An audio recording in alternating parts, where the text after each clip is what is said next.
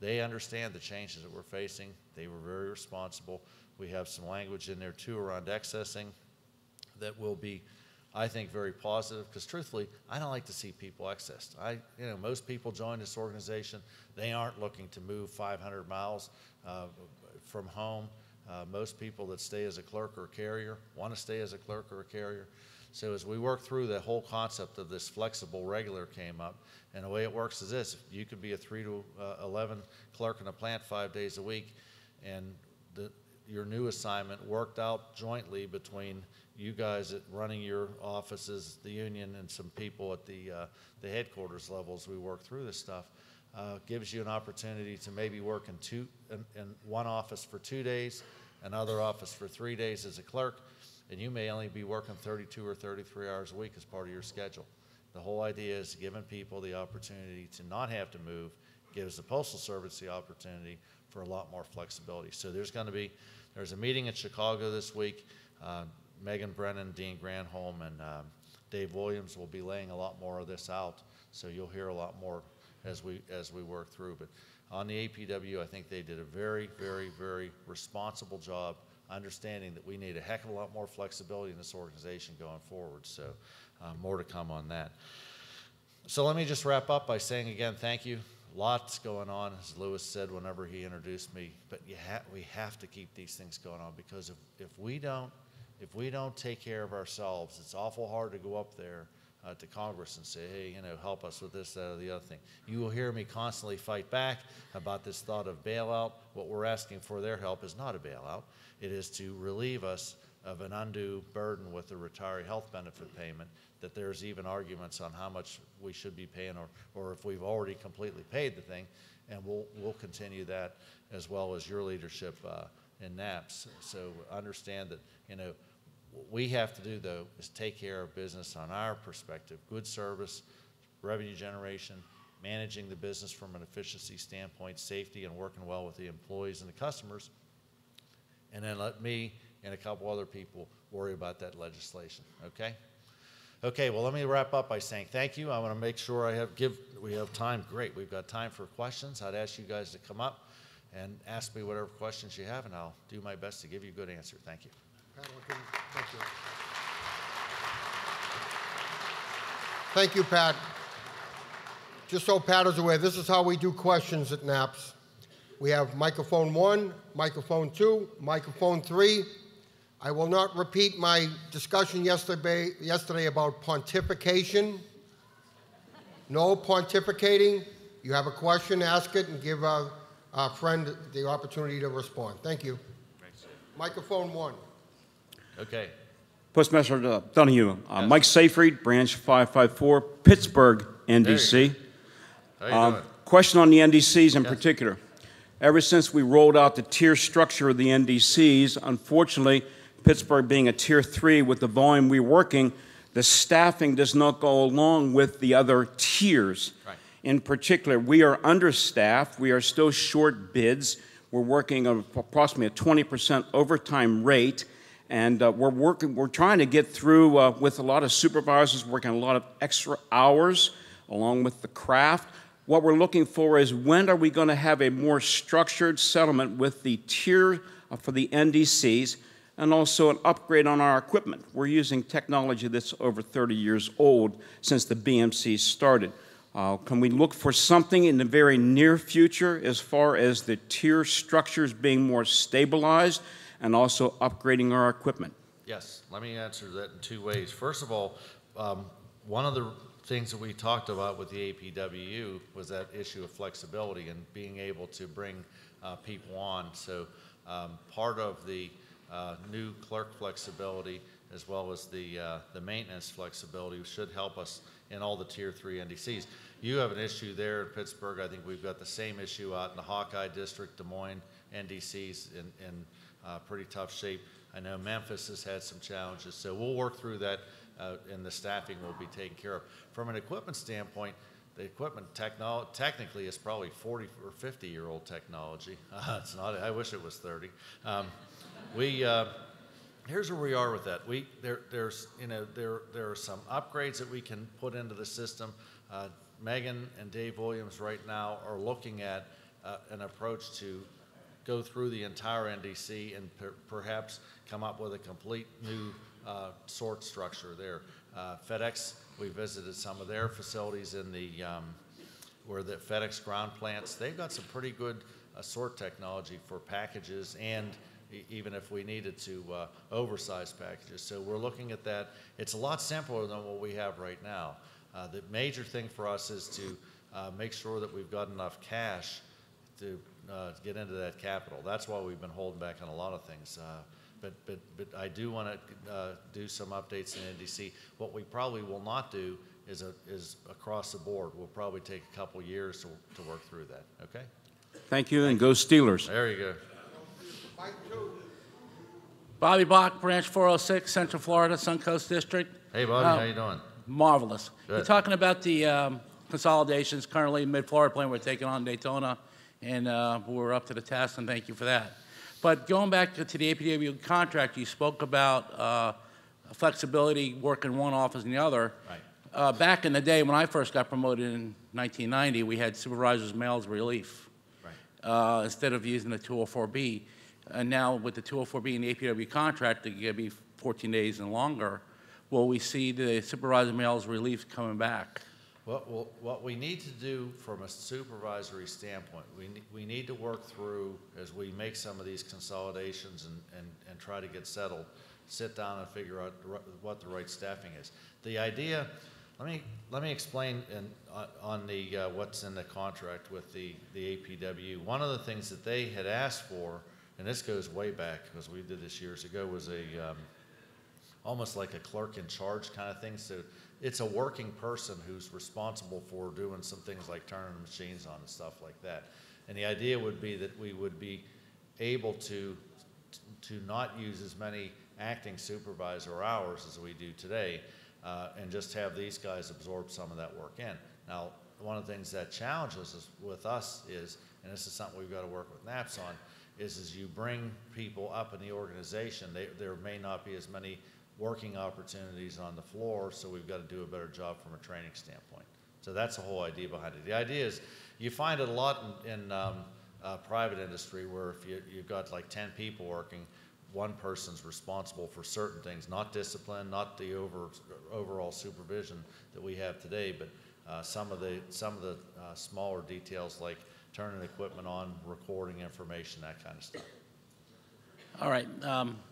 Thank you. The bench is lean with the supervisors, and we're tired, and we need help. Yes, I understand that. Thank you, Pat. Good to see you, Bob. Microphone 3. You're on. Good morning, sir. Hi, how you doing? John Harris, Branch 567, Atlanta, Georgia.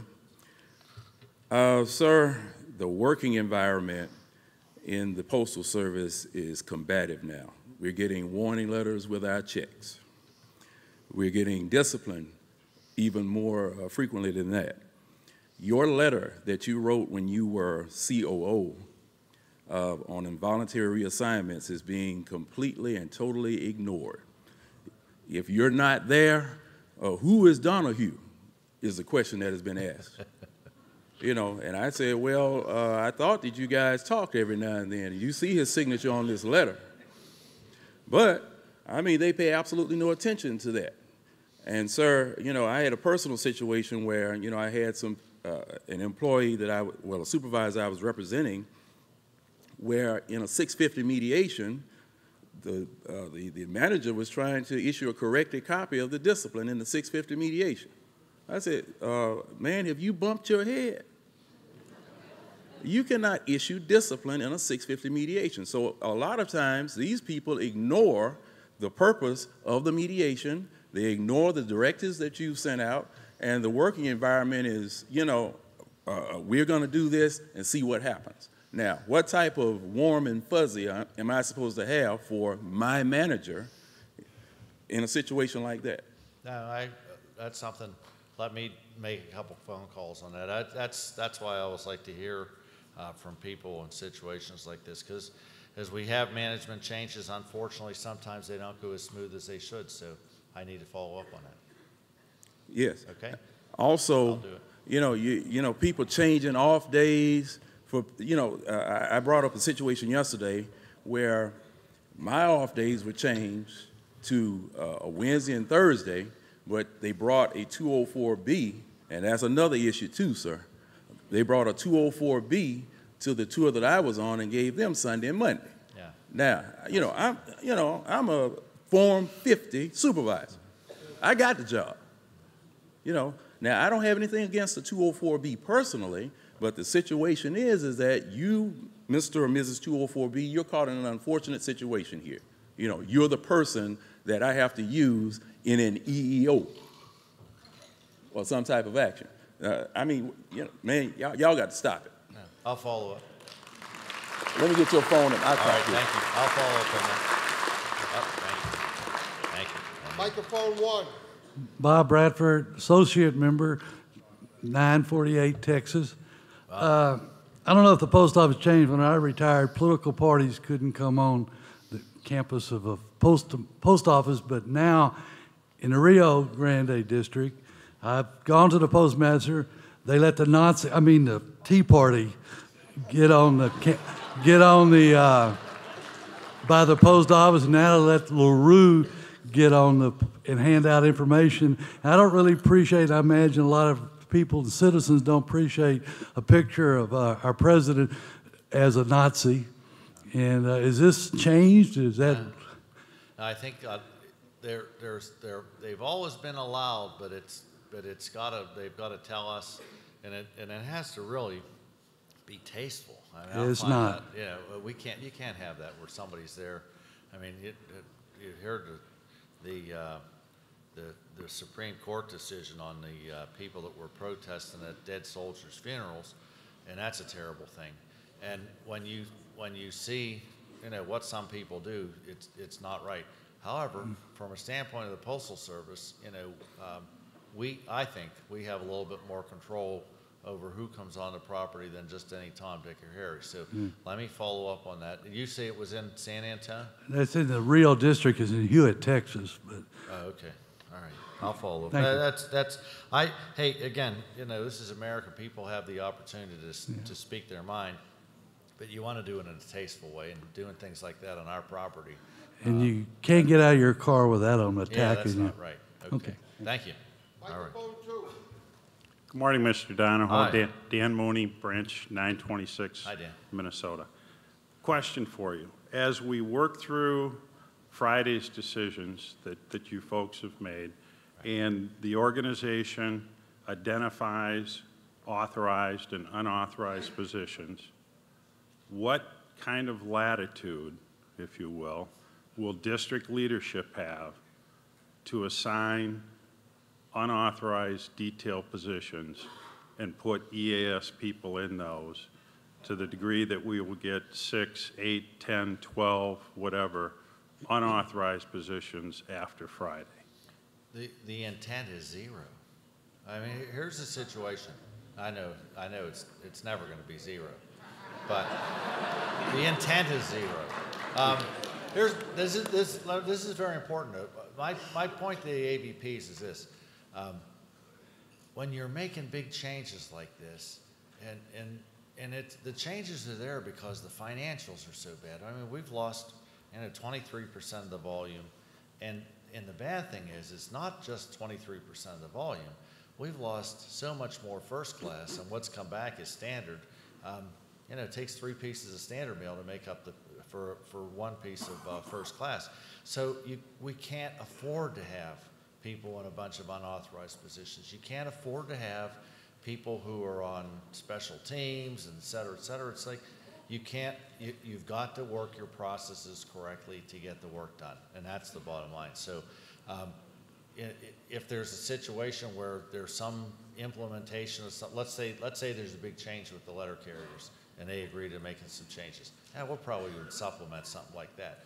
But to have somebody's pet project being carried out, that's something we can't have. So I'm saying to these guys, you can't do this. You've got to stick with the people who are doing the work. They do the work, and if it's too much, we've got to cut some of this stuff out. I mean, there are things that I've been saying in our building at headquarters. Hey, this is a good time now to cut some things out. If I could get the carriers, NALC, to sit down and work a process where we got to a substantial number of the evaluated, or not evaluated routes, the optimized routes, I'd get rid of DOAS. You don't need that then, right? I mean, so there are things that you end up with. I would do that.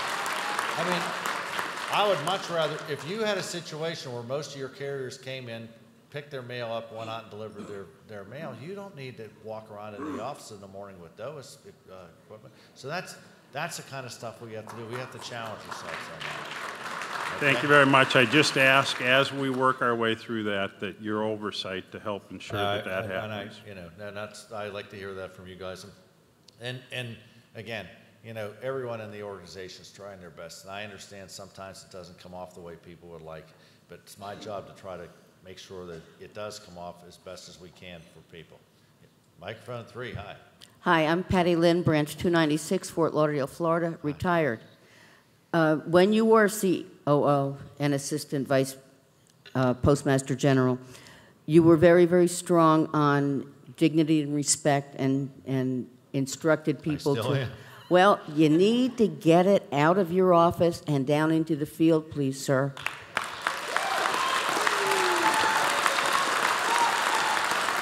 I agree with you. One of the things I will tell you, one of the things that I worry about a lot is the stress that everyone's under with trying to carry on in this situation we're in right now, with the big losses that we're incurring with the money we send up to Congress. And I've told some of these guys this personally. I said it causes undue angst and stress on a work floor where people are trying to make up for things financially that even in their best day, they'd never be able to do it, but they still try, and that causes a lot of grief. But it's no reason to treat people poorly. Sir, your people here, your supervisors and managers, are the people who are not getting paid while picking up the slack, working the 10 and 12 hours a day.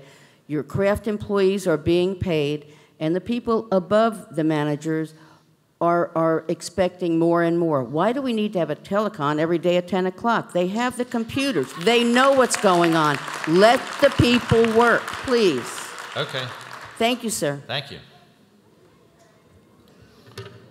Microphone 1. Dwight Studdard, Branch 45, Birmingham, Alabama. Hi. Hi. We really appreciate your presence here today, first I'd like to say. And you're talking about cutting costs and cutting out the fat.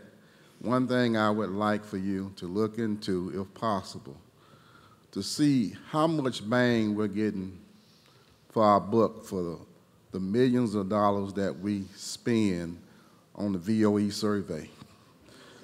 Nobody, if you really talk to the people, and I wish you would see what the people really think of the survey.